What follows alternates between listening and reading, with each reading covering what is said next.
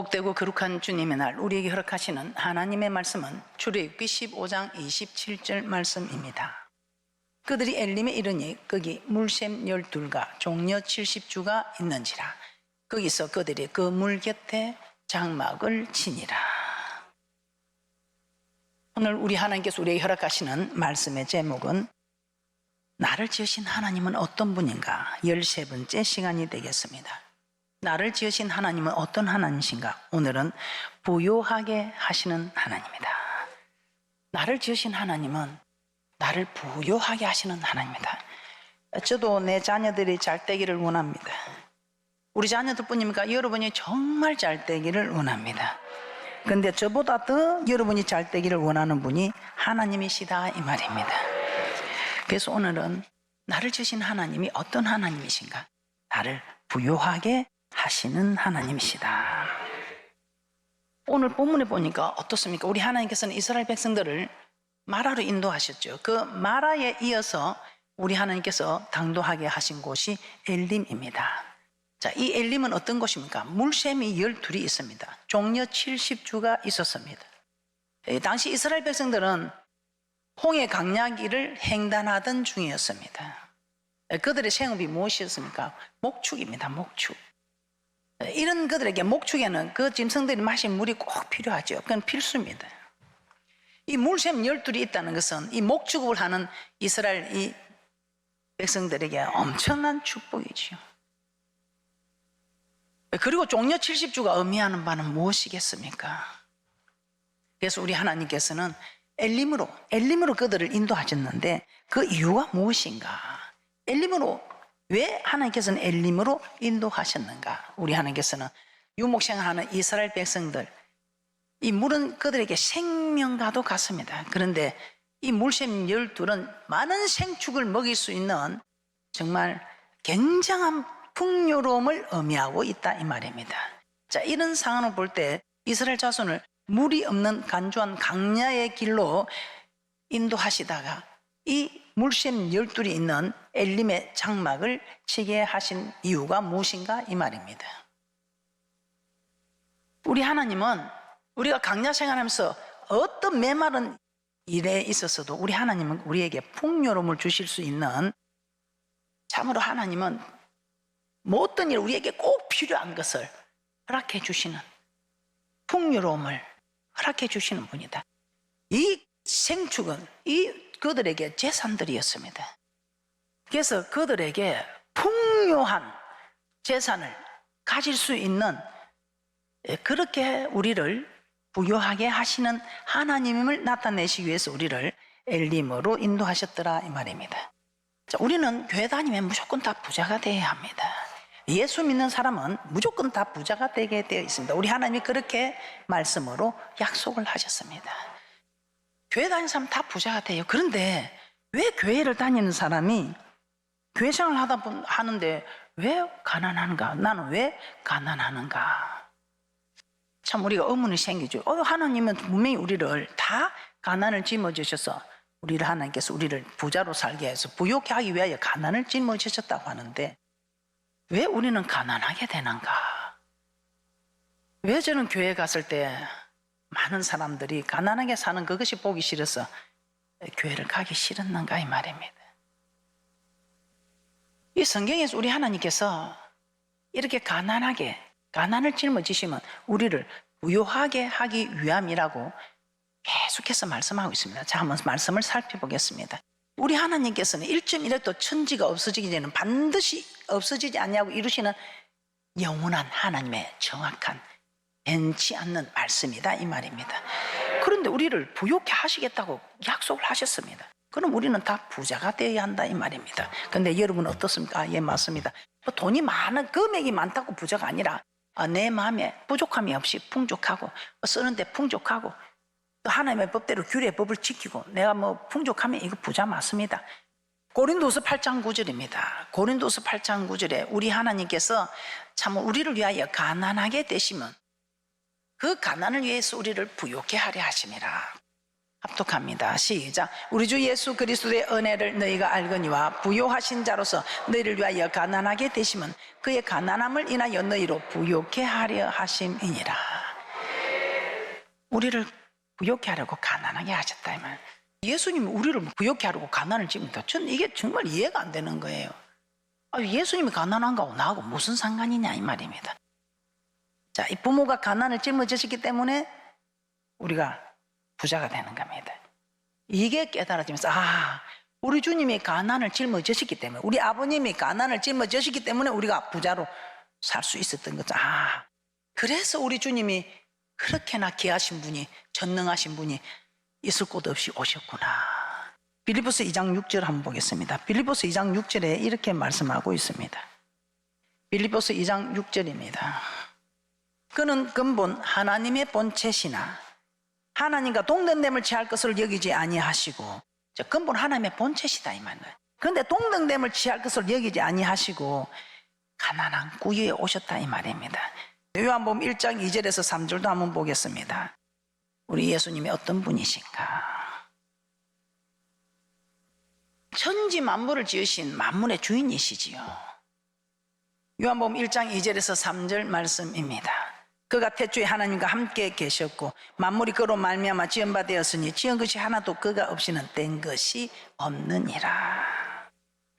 태초에 하나님과 함께 계신 분입니다. 3일 이루는 하나님이십니다.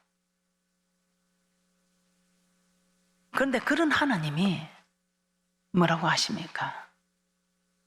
이 땅에 오실 때 있을 곳이 없어서 구유에 누우실 정도로 가난하고 초라한 모습으로 오셨다. 오늘 여기 이 자리에 계신 분들 아무리 집안이 가난하고 해도 구유에 누우셨던 분은 안 계시지요.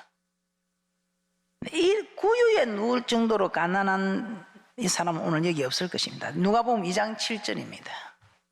누가복음 2장 7절입니다. 맏아들을 낳아 강보로 싸서 구유에 뉘었으니 이는 사간에 있을 곳이 없음이르라. 그래서 우리 주님이 이렇게 가난하게 오셨다 이 말입니다. 이렇게 가난하게 오신 이유가, 이렇게 가난을 짊어진 이유가, 이 가난을 짊어짐으로 우리를 부유하게 하시겠다고 약속하고 있습니다. 이 말씀이 믿어지는 분은 앞으로 부자 될 거예요. 재벌이 될 거예요. 거부가 될 거예요. 그런데 그래 그렇네 말씀은 맞네 이런 분들은 평생 가도 부자가 안 돼요. 왜? 믿어줘야 마음이 확 바뀌면 이제는 나 저렇게 해야 되겠다, 나는 저는 부자가 되어야 되겠다 하면 여러분은 순종할 수밖에 없다 이 말입니다. 맏아들을 낳아 강보로 싸서 구유에 뉘었으니 이는 사간에 있을 곳이 없음이르라. 참, 그러면서 또 뭐라고 합니까? 오실 때만 가난하게 왔습니까? 평생을 사시면서 누가복음 9장 58절입니다. 누가복음 9장 58절입니다. 합독합니다. 시작. 예수께서 가라사대 여우도 굴이 있고 공중에 새도 집이 있으되 인자는 머리 둘 곳이 없도다 하시고, 머리 둘 곳이 없다 이 말이에요. 이만큼 우리 주님께서 온 인류의 가난을 짊어지시려고 하니까 여우도 굴이 있고 공중에 새도 집이 있는데 인자는 머리 둘 곳도 없다. 왜? 온 인류의 가난을 짊어지려고 하니 이렇게 머리 둘 곳도 없이 사신 분이 어디 있겠냐 이 말입니다. 오직 우리 주님만이 전 세계 인류의 모든 가난을 짊어지려고 하다 보니까 평생을 이렇게 한번 머리 둘 곳이 없이 사셨다. 왜? 우리를 부욕해 하시려고. 부모가 이렇게 고통을 당하면서 가난을 물려주지 않으려고 재물을 물려줬더니 그 재물을 간수 못해가지고 오정을 써서 날리고 사기를 당해서 날리고 그런 자녀를 볼 때 그 부모의 마음이 어떨까요? 오늘 여러분들이 하나님이 생명을 바쳐서 우리를 구원해 주시고 잘 살아라고 그 가난을 짊어졌는데 여러분들은 그 물질을 다 빼앗기고 이렇게 못 살고 있으면 우리 하나님이 보시기에 참 좋았을까요? 하나님 보시기에 힘이 좋았더라, 그런 모습일까요? 부자가 되어서 하나님이 요구할 때에 내어놓는 이런 사람을 하나님이 기뻐하실까요? 한번 생각해 봐요. 어떻습니까? 우리 주님께서 이렇게까지 머리 둘 것도 없으시면서까지 우리를 부자 되게 하려고. 근데 지금 여러분 어떻습니까? 아직도 물질에 고통을 당하고 있습니까? 오늘 말씀을 들으시고 이제는 여러분들이 어디서 내가 객길로 갔는지 깨달으시고 제 생각에는 여러분들이 뭐 크게 뭐 남을 도와주고 못할지 몰라도 저는 여러분들이 다 부족감 없이 살고 있다고 생각합니다.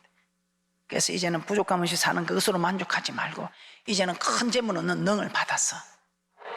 정말 우리 하나님 나라에 복음 전파하는데 기 쓰임을 받는 귀한 분들 되시기를 주님의 이름으로 축복합니다. 우리 하나님이 가난을 대신 담당하시고 우리를 부욕해 하시는데 그 부욕해 하신 이유가 뭐겠습니까? 우리 하나님이 그렇게나 우리를 부자 되게 하고 싶은 이유가 무엇이겠습니까? 우리를 부자 되게 하고 싶은 이유가 무엇이겠느냐? 하나님의 그 마음을 알아야겠지요. 신명기 8장 17절에서 18절입니다. 우리 하나님께서는 우리에게 재물 얻는 능을 주고자 합니다. 신명기 8장 17절에서 18절 말씀입니다. 시작. 또 두렵건대 내가 마음에 이르기를 내 능과 내 손의 힘으로 내가 이 재물을 얻었다 할까 하노라. 내 하나님 여호와를 기억하라. 그가 내게 재물 얻을 능을 주셨습니다. 이같이 하시면 내 열조에게 맹세하신 언약을 오늘과 같이 이루려 하심이니라. 우리 하나님 우리에게 부자 되는 능을 주셨다. 그래서 부자들은 큰 소리 치면 안 돼요. 하나님이 부자 되는 능을 주셔서 부자지. 내 손으로 이루다. 네가 그럴 때는 우리 하나님께서 내 손으로 이뤘다고 나 부자가 안 내절는 멋으로 서는 게 인생이다면 우리 하나님 그냥 우왕창창 치는 거예요. 재물 얻는 능을 주겠다고 합니다. 재물 얻는 능을 주겠다 이 말입니다. 왜 하나님께서 이런 재물 얻는 능을 주실까요? 우리 하나님 이스라엘 자손들에게 재물 얻는 능을 주겠다고 약속을 하셨습니다. 그래서 그 약속대로 지금 재물 얻는 능을 주겠다고 하신 약속대로 재물 얻는 능을 주시는 거예요. 그럼 우리 하나님께서 내가 너를 부족해 하기 위하여 가난을 짊어지다 하면 반드시 우리는 부유한 자가 되는 겁니다. 그죠? 자, 한번 살펴보겠습니다. 참으로 하나님이 우리한테 재물 얻는 능을 주신다고 하셨는가? 창세기 15장입니다. 창세기 15장에 우리 하나님은 그렇게 말씀하셨지요. 창세기 15장 13절에서 16절입니다. 우리 하나님께서는 이스라엘 자손을 그 400년 동안 이방에서 객이되어 400년 동안 애굽을 승인했습니다. 그런데 우리 하나님이 그 애굽을 징치할 때 그들이 큰 재물을 이끌고 나올 것이라고 예언을 하셨습니다. 약속을 하셨다 이 말입니다. 창세기 15장 13절에서 16절입니다. 우리 하나님이 그만큼 절박하게 우리가 부자 되기를 소원하신다 이 말입니다. 창세기 15장 13절에서 16절입니다. 합독합니다. 시작. 여호와께서 아브라함에게 이르시되 너는 정령이 알라. 내 자손이 이방에서 객이 되어 그들을 섬기겠고 그들은 400년 동안 내 자손을 괴롭게 하리니 그 섬기는 나라를 내가 징치할지며 그 후에 내 자손이 큰 재물을 이끌고 나오리라. 너는 장수하다가 평안히 조상에게로 돌아가 장사될 것이요 내 자손은 4대 만에 이 땅으로 돌아오리니 이는 아모리 족속의 제약이 아직 간영치 아니함이니라 하시더니. 자, 이 약속대로 우리 하나님이 이스라엘 자손으로 애굽에서 출애굽시킵니다. 애굽에서 인도해 내실 때 그들의 생명, 그들을 또 노예 생활에서 해방시켰을 뿐만 아니라 애굽 사람의 재물까지 취하게 하셔서 나오도록 역사하셨습니다. 참으로 그런지 한번 살펴보겠습니다. 출애굽기 3장 21절입니다. 출애굽기 3장 21절에 우리 하나님께서 참 그들에게 재물 얻는 능을 주시는 말씀을 주고 있습니다. 그들이 노동한 대가로 얻은 것이 아니죠. 출애굽기 3장 21절 22절 말씀입니다. 합독합니다. 시작. 내가 애굽 사람으로 이 백성에게 은혜를 입히게 할지라 너희가 갈 때에 빈손으로 가지 아니하리니 여인마다 그 이웃 사람과 및 자기 집에 우거하는 자에게 은폐물과 금폐물과 의복을 구하여 너희 자녀를 꾸미라. 너희가 애굽 사람의 물품을 취하리라. 아무거나 뭐 남이 남 걸 취할 수 없죠. 주란다고 주는 사람들이 아니죠. 그런데 우리 하나님께서는 그들이 줄 수밖에 없게끔 하나님이 인도해 가셨습니다. 저들이 재물, 은금폐물 내놨는데 안 내놓으면 저들이 안 떠나면 하나님이 또 우리에게 어떤 재앙을 내릴지 모르겠다 해서 그들이 이게 탐이 나서 가지 않았느냐 어서 가져가라 하면서 그냥 다 내어주었더라 이 말입니다. 자, 한 구절만 보니까 또 섭섭하다 해서 안 믿을까 해서 출애굽기 11장 2절에서 3절입니다. 여러분 이 물질에 여러분 이기면 거의 다 이길 수 있습니다. 물질이 마지막까지 잡고 있는 마귀의 마지막 작전이지요. 출애굽기 11장 2절 3절입니다. 합독합니다. 시작. 백성에게 말하여 남녀로 각기 이웃들에게 은금 배물들을 구하게 하라 하시더니 여호와께서 그 백성으로 애굽 사람의 은혜를 받게 하셨고 또 그 사람 모세는 애굽국에서 바로의 신하와 백성에게 심히 크게 베었더라. 애굽의 물품을 취하게 합니다. 자, 그 옆에 12장도 한번 보겠습니다. 12장 35절에서 36절 말씀입니다. 시작. 이스라엘 자손이 모세의 말대로 하여 애굽 사람에게 은금 패물과 어복을 구하며 여호와께서 애굽 사람으로 백성에게 은혜를 입히게 하사 그들의 구하는 대로 주게 하심으로 그들이 애굽 사람의 물품을 취하였더라.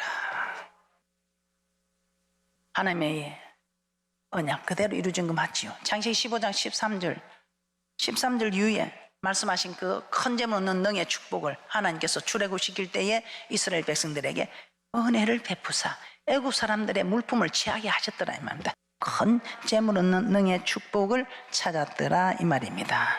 어떤 사람은 그렇게 말하더라고요. 목사님, 그런데 그때 부잣집에 들어가고 많이 얻은 사람 있고 또 가난한 집에 가고 적게 얻은 사람도 아니겠습니까? 그런데 가난한 집도 뭐 빨빠르게 뭐 10군데 다니면 부잣집에 가서 500 얻는 것보다 가난한 집에 100씩 해갖고 10군데 뭐 1000 얻으면 이게 더 나은 거 맞지요? 네, 여러분, 작은 부자 큰 부자 다 우리 하기 나름이다 이 말입니다. 네, 그리고 저는 또 그렇게 말합니다. 단번에 순종할 때에 100배 순종이 되겠지요. 저도 이번에 어떤 일을 하는데 단번에 순종한 사람들은 제가 다 밀어줍니다. 그런데 생각해보고 온 사람들은 그냥 끝났다. 단번에 저는 말을 하면 신뢰하고 지금까지 보여준 세월에 신뢰가 있지 않습니까? 나를 신뢰하는 사람은 제가 그대로 100% 해야 합니다. 오늘 이 출애굽 정신도 그렇습니다. 모세가 말을 하면 모세가 말을 믿고 그냥 단번에 순종한 사람 가서 엄청 큰 재물 얻었겠죠. 그런데 이 모세 말이 맞아도 이번에는 저 애국 사람들이 난리가 났는데 우리가 가서 주라 한다고 그들이 죽은 남사 안 믿지요. 그래서 안 가지요. 그런데 나중에 보니까 가져오니까 그때서 주더나 슬금슬금 일어나서 갔다 이 말입니다. 가다 보니까 안 주면 조금이라도 남겨두면 다 떠나지 않고 남겨주면 또 올까 싶어서 안 떠나고 또 이런 재앙이 올까 싶어서 다 주었다 이 말이에요. 오다 보니까 생각도 안 하고 가방도 주머니도 안 가져간 사람도 오다 흘린 거 그거 주워오더라 이 말입니다. 그래도 그거라도 주워오니까 다행입니다. 단번에 순종하는 사람들은 큰 재물 없는 능의 축복을 받게 되어 있습니다. 그러나 남이 하는 거 보고 망설이다가 하는 사람은 다 놓치지요. 그래서 얼마만큼의 재물을 얻는가? 이게 자기가 한 만큼 단번에 순종한 만큼 또 하나님 말씀에 순종한 만큼 하나님을 대접한 만큼 우리는 되게 되어 있더라 이 말입니다. 고린도서 9장 6절에서 7절입니다. 합독합니다. 시작. 이것이 곧 적게 심는 자는 적게 거두고 많이 심는 자는 많이 거둔다는 말이로다. 각각 그 마음에 정한 대로 할 것이요 인색함으로나 억지로 하지 말지니 하나님은 절개 내는 자를 사랑하시느니라. 왜 우리 하나님께서는 그들에게 그렇게 하셨을까? 왜 그렇게 하셨을까 이 말입니다. 우리 하나님께서 이렇게 가난을 짊어지시 우리에게 큰 재물 얻는 능을 주신다 약속하시고 실제로 우리에게 주셨다 이 말입니다. 왜 우리에게 그런 재물 얻는 능을 주셨을까? 우리가 천국 가기까지 하나님의 요구하는 것이 있다 이 말입니다. 이 요구하는 것을 들을 수 있게끔 우리 하나님께서 우리에게 재물 얻는 능을 주셨는데 이제부터 여러분에게 있는 물질이 여러분 것이라 생각하지 마세요. 여러분이 잘 알고 있지만 이런 말씀을 받을 때 앞으로 나도 이제는 이렇게 해야 되겠다 결단할 때에 큰 재물 얻는 축복이 있을 줄 믿습니다.